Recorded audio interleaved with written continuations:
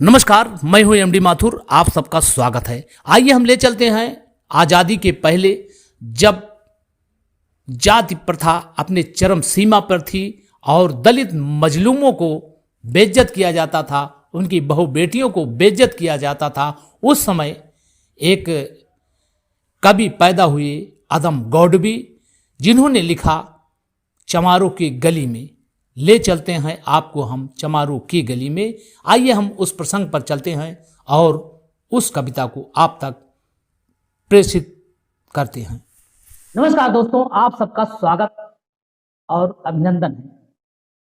जब हमारा देश आजाद नहीं था, उस समय दलित और पीड़ितों की हालात इस तरह से थी कि उन्हें जबरन मजबूर कर दिया जाता था और इतना बेबस कर दिया जाता था कि वो अपनी बात ना कहीं कह सकते थे और ना अपनी लाज लज्जा को छुपा सकते थे। ऐसे में पैदा हुए आदम गौडवी, जिनका जन्म 22 अक्टूबर 1947 को हुआ था। ये गोंडा जिला के रहने वाले हैं। इनका नाम था रामनाथ सिंह, जो एक ठाकुर समाज के थे। उस समय इस व्यथा को देखकर इनको काफी चिंता हुई कि दलित मजलूमों को, इनके बहु बेटियों को इस तरह से पीड़ित किया जा रहा है। तो उन्होंने अपनी एक कविता लिखा और महसूस किया कि इस समाज में जो पीड़ा है, वो समाज किसी को अपनी पीड़ा नहीं कह पा रहा है। आइए हम ले चलते हैं आदम गौडवी जी, जो अपनी पुस्तक में लिखा है चमारों की गली में। हम ले चलते हैं आपको वहां पर जो आदम गौडवी ने लिखा है। चलते हैं, हम आपको वो कविता सुनाते हैं आपको। इनका कहना है, जो लिखे हैं अपने उसमें कविता में, मैं चमारों की गली तक ले चलूंगा आपको मैं चमारों की गली तक ले चलूंगा आपको, आइए महसूस करिए जिंदगी के ताप को। इन्होंने महसूस किया कि जो गरीब तबका है कैसे पीड़ित है, वही ये बात इसमें लिखा है। मैं चमारों की गली तक ले चलूंगा आपको, आइए महसूस करिए जिंदगी के ताप को। मैं चमारों की गली तक ले चलूंगा आपको, जिस गली में भूखमरी की यातना से ऊब कर मर गई फुलिया बिचारी कुएं में डूब कर। है सदी सिर पर बिठौनी कंडियों की टोकरे, आ रही है सामने से हर कुआ की छोकरी।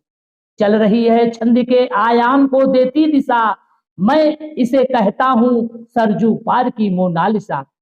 कैसी यह भयभीत है हिरनी सी घबराई हुई, लग रही जैसी कली बेला की कुमलाई हुई। जो वहां के सवर्ण थे वो इस तरह से बात कह रहे थे। आदम गौडवी ने जो लिखा है, देखिए आप एक नजर डालिए।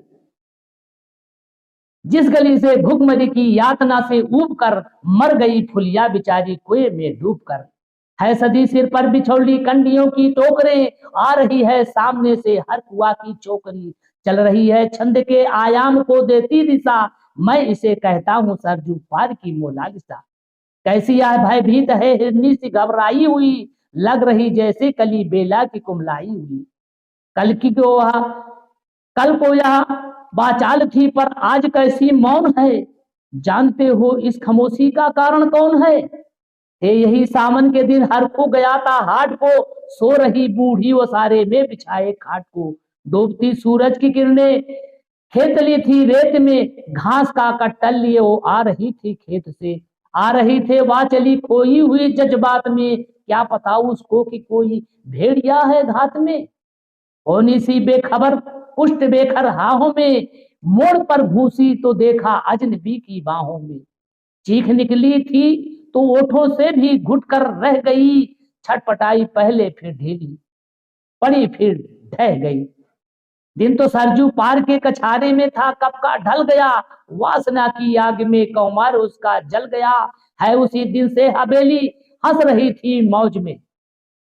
जब इस तरह से वारदात हुई तो वहां के जो हवेली के लोग थे बहुत खुशियां मना रहे थे। तब आदम गौडवी ने लिखा कि वासना की आग में कौमस उसका जल गया, और उस दिन से हवेली हंस रही थी मौज में।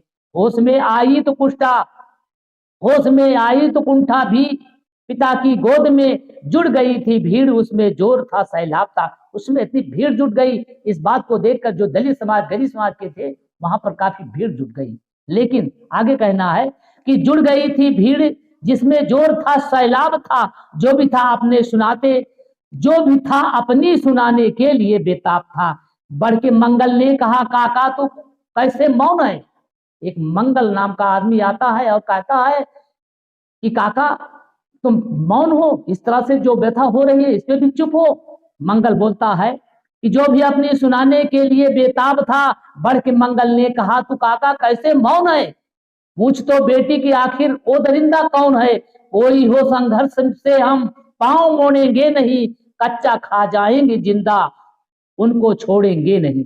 कैसे हो सकता है होनी कह के हम टाला करें, और ये दुश्मन बहू बेटी से मुंह काला करें। बोला कुंठा से बहन जो सो जा मेरे अनुरोध से, बच नहीं सकता है वो पापी मेरे पदसों से। पड़ गई इसकी भनक थी ठाकुरों के कान में। जब ठाकुर समाज के लोगों के कान में ये बात पड़ गई कि मंगल और इस दलित समाज के लोग जागृत हो गए, जाग चुके हैं, इस तरह से आवाज उठा रहे हैं, उस समय की बात लिखते हैं कि पड़ गई इसकी भनक थी ठाकुरों के कान में, वो इकट्ठा हो गए सरपंच के दलान में। दृष्ट जिनकी है जमी भाले सी लंबी नोक पर, देखिए सुखराज सिंह बोले हैं कंगी टोप कर। पंचायत में जब सरपंच के यहाँ तक पहुंचे तो खैनी मल कर कह रहे हैं कि दृष्ट जिसकी जमी भाले की लंबी नोक पर, देखिए सुखराज सिंह बोले हैं खैनी ठोक कर। क्या कहे सरपंच भाई क्या जमाना आ गया, कल तलक जो पांव के नीचे था रुतबा पा गया। कहती है सरकार की आपस में मिलजुल कर रहो, सुअर के बच्चे को अब कोरी नहीं हरजन को। इस तरह से यातनाएं को सहते हुए उस समय के जो दलित समाज थे, इस तरह से यातनाएं थी, जिसको अडम गौड़बी ने बड़े ढंग से, मार्मिक ढंग से इसको रचित किया है। इसके अगले भाग को फिर अगली बार हम सुनाते हैं। तब तक के लिए जय हिंद, जय भारत।